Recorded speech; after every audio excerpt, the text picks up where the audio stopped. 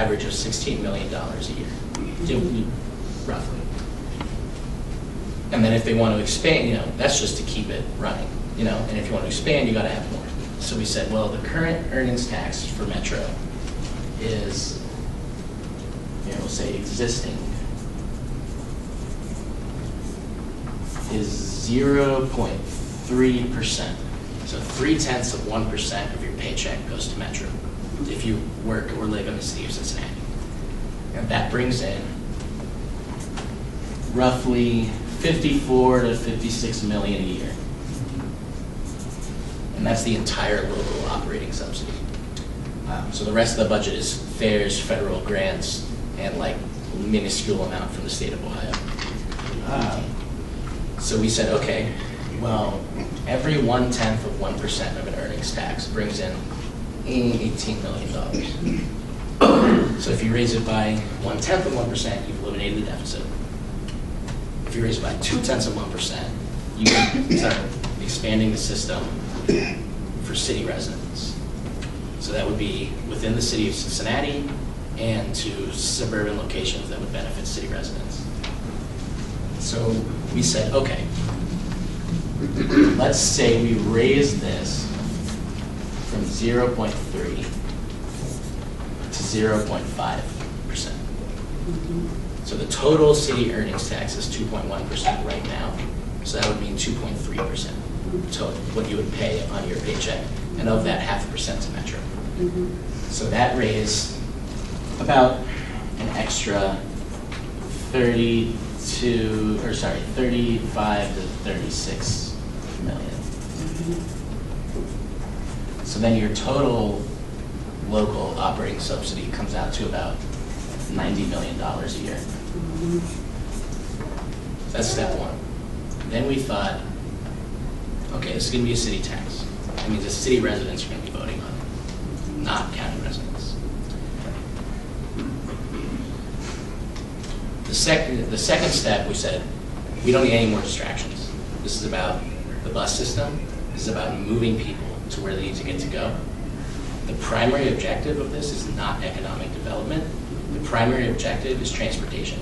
And if you build a good transportation system, you get development. So this is the first part. The second part was, right now, it is policy, but not statute. It is policy in the city of Cincinnati that money raised from this earnings tax does not go to the operations or capital expenditures of the streetcar system. That's policy. That was an agreement between Metro and the city. And so the funding for the streetcar operations comes from like parking revenues and the Hale Foundation and this and that and everything. Whereas the capital expense was all property tax bonds and federal grants. But here's the thing, that can change. Like, because a new city council can say, we want to use earnings tax money for an extension of the streetcar. And I've heard that line from different people, actually. People who are not on city council, but people who have some influence. So we said, okay, well, what if the existing policy was statute?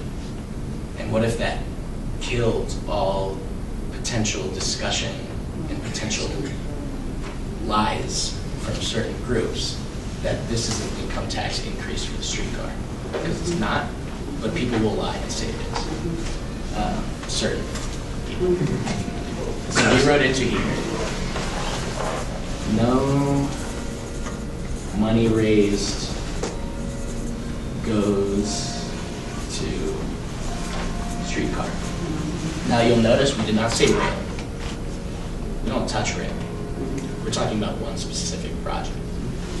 And the reality is, and like I came of age in the city when the streetcar was being discussed and then built, and I grew up, like, don't get me wrong, I love trains.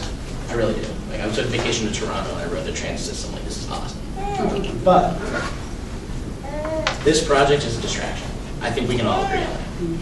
It takes up way too much airtime. It takes up way too much time in city council. And meanwhile, we have a bus system that's dying. So we said, all right,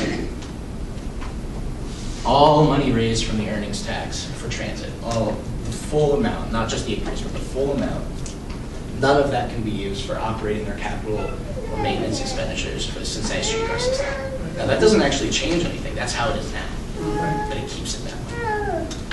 And if in the future people want that to change, they can vote on another charter amendment. Finally, the third part is what happens if Hamilton County does pass a sales tax in the future, and this is on the books. Because say a sales tax passes and the city's intent is to lower the earnings tax, that doesn't just happen. They have to vote on that. Like city council will have to take a vote. It might have to go to voters, it might not. It's kind of like, you got some people who want to immediately repurpose that money for something else. There's some people who want it to all just go away. And there's going to be this big fight. And we don't want a big fight. We want a nice, clean solution. So we said, all right, if Hamilton County passes a sales tax of 0.9 cents, and I'll tell you why I chose that number, of 0.9 cents, the earnings tax would fall from 0.5 to 1/10 of 1%. And what that does, that amount combined is equal to that number. And the reason we say that is because let's say a smaller sales tax passes. Like let's say this isn't on the ballot, we go with reinventing Metro, and it's 0.75 cents, let's say, or 0.7 or 0.8, whatever. You know, now that the county is funding it, a lot of suburban communities are going to want more service, and a lot of them deserve more service, and they'll get it. But it's going to be hard to go to a place that is paying in and saying, well, why aren't we getting bus service? We want bus service. Give us bus service. Doesn't matter if there's going to be 5 people on the bus. We're paying in, we demand it. And because the county is now in control and not the city of Cincinnati, that could happen.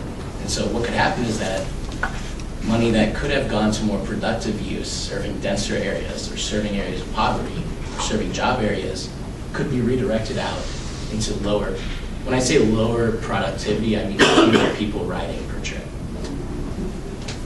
And if you have this smaller amount, you're not going to be able to have the robust service in the city and all this extra stuff that people are going to want, or whatever. So we settled on this number, because if we expand the system in the city and it grows and is nice, if we want that to stay nice and have the expanded county system, you're going to have that higher sales tax number. Now, us putting in that in there was kind of throwing down the gauntlet. I'm not going to lie. But we agreed on that as a group. We think it's reasonable. And we think that keeping some skin in the game with this amount, keeping a city presence on the sort of board, will help, you know, keep the focus on, you know, true needs of everyone and not just political this, political that, right? So this is what we wrote. We wrote this out. We sent it to a couple lawyers who looked it over, put it into the legalese it needs to be in. You know, there's something like forthwith and wherewithal and all that. You know, you gotta add those things in there. And it came out, and we have the petition. It's like a page and a half. But this is it. So what we said basically is if this passes, say this gets on the ballot, you know, we collect signatures, it gets on the ballot, and it passes. Metro's deficit is now gone. And they'll have about $18 to $20 million extra per year to use for transit purposes. So then they can start boosting the frequencies on the routes now that don't come as often as they should, on extending service hours into late night so that people who work third shift can take the bus to and from work, and people who are out on the town can take the bus home and not drive when they're drinking. And we can replace our bus fleet, and we can have newer buses, and we can clear the backlog of the old, you know, really polluting old-style diesel buses, and move towards whether it's a hybrid bus or a brand new, you know, even brand new diesel buses are vastly more efficient than the ones from 15, 20 years ago in terms of mile per gallon. You know, you have more money from matching funds from the feds and from the state. And we don't have to talk about raising the fare an insane amount. we're not against like raising the fare in any situation for any reason, but we don't want to pay a higher fare if it doesn't mean more service, right? Now I know that the fare is $1.75, but if you got cash on you, you probably only have singles on you. A lot of people already put the $2 in. You don't get change back, right? So maybe in a couple years the fare may be $2. It may not be, but we know that without new funding, it's going to be higher than $2. I've seen projections of like $2.80 fare in 2027 or 2028, which is like a 60% increase from now. So this was our proposal. We wrote it. We need 6,409 ballot signatures from city residents who are registered to vote. We have started collecting signatures, although we're going to really push that more as the spring comes and it's nicer out and we can go out and collect more signatures. And that was our kind of, hey, like if y'all don't solve this problem, we'll solve it for you. And you won't be able to take any of the credit.